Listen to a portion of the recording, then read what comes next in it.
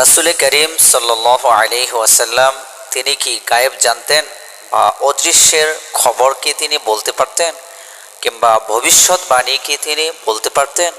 এটা নিয়ে সমাজের মধ্যে যথেষ্ট পরিমাণে সংঘাত রয়েছে, বিরোধ রয়েছে, একে অপরের সাথে ঝগড়া রয়েছে, এমনকি আত্মীয়তার সম্পর্কের মাঝেও অনেক সমস্যা অনেকের মাঝে তৈরি হয়েছে শুধুমাত্র এই বিষয়টি যে রাসূল গায়েব জানতেন কিনা।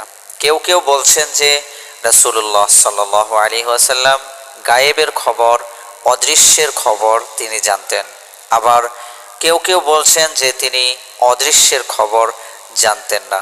প্রিয় দিনী ভাই এবং বাবারা, আমরা চাচ্ছি আজকে এই বিষয়টির সঠিক সমাধান দেওয়ার জন্য।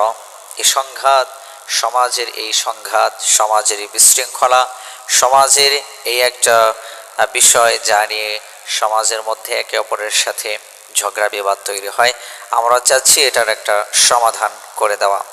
প্রিয় দিনী ভাই এবং বাবারা, আমরা কোরআনুল কারীম থেকে সরাসরি আয়াতের মাধ্যমে দলিল দেব এবং হাদিসের মাধ্যমে সরাসরি দলিল দেব, যাতে করে আপনারা সহজে সঠিকটা জানতে পারেন ইনশাআল্লাহ। প্রিয় দিনী ভাই এবং বাবারা, ভিডিওটিতে একটি লাইক দিয়ে আমাদের ভিডিওটি দেখা শুরু করুন। আমরা শুরুতেই কোরআনুল কারীমের একটি আয়াত আপনাদের খেদমতে পেশ করছি।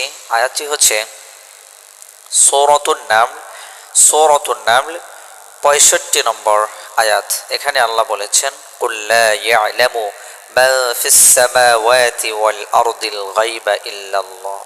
হে নবী, আপনি বলুন, আসমান এবং জমিনের কেউ অদৃশ্যের খবর, গায়েবের খবর জানে না, ইল্লাল্লাহ, শুধুমাত্র আল্লাহ জানে। আমরা এখানে একটি আয়াত পেশ করলাম দলিল স্বরূপ। আমরা আরেকটি আয়াত পেশ করছি সূরাতুল আনআম। আমি আবার বলছি, সূরাতুল আনআম 59 নম্বর আয়াত। সূরাতুল আনআমের 59 নম্বর আয়াতে আল্লাহ বলেছেন, ওয়া ইনদাহু মাফাতিহুল গায়বি লা ইয়ালামুহা ইল্লা হু। অদৃশ্যের কুঞ্জি, গায়েবের খবর একমাত্র আল্লাহ তাআলার নিকটে রয়েছে। লা ইয়ালামুহা, অদৃশ্যের খবর কেউ জানে না, ইল্লাহু, শুধুমাত্র আল্লাহ তাআলা জানে। এটি হচ্ছে সূরাতুল আনআম এর 59 নম্বর আয়াত। আপনারা যারা মোবাইল দেখছেন, মোবাইলের মধ্যেও আপনারা এটা গুগলে সার্চ করতে পারেন। আয়াত নাম্বার আমি বলছি, সূরাতুল আনআম 59 নম্বর আয়াতটা আপনারা গুগলে সার্চ করেও দেখতে পারেন, কিংবা কারো কাছে বাংলা কোরআনুল কারীমের তরজমা সহ যদি থাকে তা আপনারা সূরাতুল আনআমের 59 নম্বর আয়াতটা দেখে নিতে পারেন। দলিল স্বরূপ আমি আরও একটি আয়াত 3 নম্বর দলিল স্বরূপ পেশ করছি। সূরাতুল হুদ 31 নম্বর আয়াত।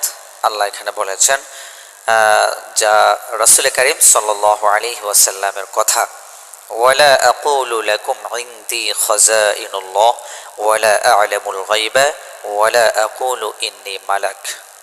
আল্লাহ তাআলা ইরশাদ করেন, রাসূল সাল্লাল্লাহু আলাইহি ওয়াসাল্লাম বলেছেন, ওয়ালা আকুলু লাকুম ইনদি খাযাইনুল্লাহ, আমি বলছি না যে আমার কাছে আল্লাহর ধনভাণ্ডার রয়েছে। ওয়ালা আ'লামুল গায়বা, আবার আমি এটাও বলছি না যে আমি গায়েব জানি। ওয়ালা আকুলু ইন্নী মালাক, আবার আমি এটাও বলছি না যে আমি একজন ফেরেশতা। আয়াতের মধ্যে উল্লেখযোগ্য বিষয় হচ্ছে ওয়ালা আ'লামুল গায়বা, আল্লাহ রাসূল সাল্লাল্লাহু আলাইহি ওয়াসাল্লাম নিজে বলেছেন যে আমি গায়েব জানি না, অদৃশ্যের সংবাদ আমি জানি না। প্রিয় দিনী ভাই এবং বাবারা, তাহলে আল্লাহ রাসূল যেহেতু নিজেই বললেন এই আয়াতের মধ্যে, সূরাতুল হুদের 31 নম্বর আয়াতে বললেন যে তিনি গায়েব জানতেন না, তাহলে তিনি যে কিয়ামতের আলামতগুলো বলেছেন এবং ভবিষ্যতে যা কিছু ঘটবে এরকম অনেক কিছু তিনি বলেছেন, তাহলে তিনি আবার গায়েব জানেন না আবার কিভাবে বললেন?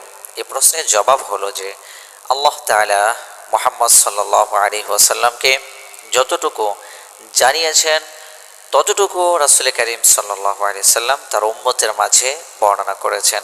এটাই হচ্ছে স্বতঃসিদ্ধ বিষয় আহলুস সুন্নাহ ওয়াল জামাতের আকীদা। চতুর্থ দলিল স্বরূপ আমরা একটি হাদিস আপনাদের খেদমতে পেশ করব। হযরতে আয়েশা রাদিয়াল্লাহু তাআলা আনহা থেকে বর্ণিত হাদিস। আয়েশা রাদিয়াল্লাহু তাআলা আনহা বলেন, মান হাদ্দাসাকা আন্নাহু সাল্লাল্লাহু আলাইহি ওয়াসাল্লাম ইয়ালামুল গায়বা ফাকাদ কাযাবা وهو يقول لا يعلم الغيب إلا الله। আয়েশা রাদিয়াল্লাহু তাআলা আনহা বলেন যে যে ব্যক্তি রাসূল করিম সাল্লাল্লাহু আলাইহি ওয়াসাল্লামের ব্যাপারে বলবে যে তিনি গায়েব জানতেন, ফাকাদ কাযাবা, নিশ্চয়ই সে মিথ্যাবাদী, নিশ্চয়ই সে মিথ্যা বলল। ওয়া ইয়াকুলু লা ইয়ালামুল গায়বা ইল্লাল্লাহ, অথচ রাসূল করিম সাল্লাল্লাহু আলাইহি ওয়াসাল্লাম বলেছেন যে তিনি গায়েব জানতেন না। প্রিয় দিনী ভাই এবং বাবারা, আশা করছি যে এই দলিলগুলো আপনাদেরকে আশ্বস্ত করবে। আমি আরেকটি বিষয় আপনাদেরকে বলছি। রাসূল করিম সাল্লাল্লাহু আলাইহি ওয়াসাল্লাম বলেছেন, লা তারফাউনি মানজিলাতি আল্লাতী আনজালানি আল্লাহ। আল্লাহ রাসূল বলেন যে আল্লাহ আমাকে যতটুকু মর্যাদা দিয়েছে তোমরা তার ঊর্ধ্বে আমাকে উঠানোর চেষ্টা করিও না। আমরা বা আমাদের দেশের কিছু সাধারণ মুসলমান যারা নিজেদেরকে আশিক রাসূল দাবি করেন এবং রাসূলের শানে তারা অতিরিক্ত ভালোবাসা দেখাতে গিয়ে তারা আল্লাহ রাসূলের শানে অতিরিক্ত বলে থাকে, যা আহলুস সুন্নাহ ওয়াল জামাতের মতাদর্শের বাহিরে। তারা রাসূল করিম সাল্লাল্লাহু আলাইহি ওয়াসাল্লামের শানে অতিরিক্ত বলতে গিয়ে তারা নিজেদের ঈমানকে ধ্বংস করে দেয়।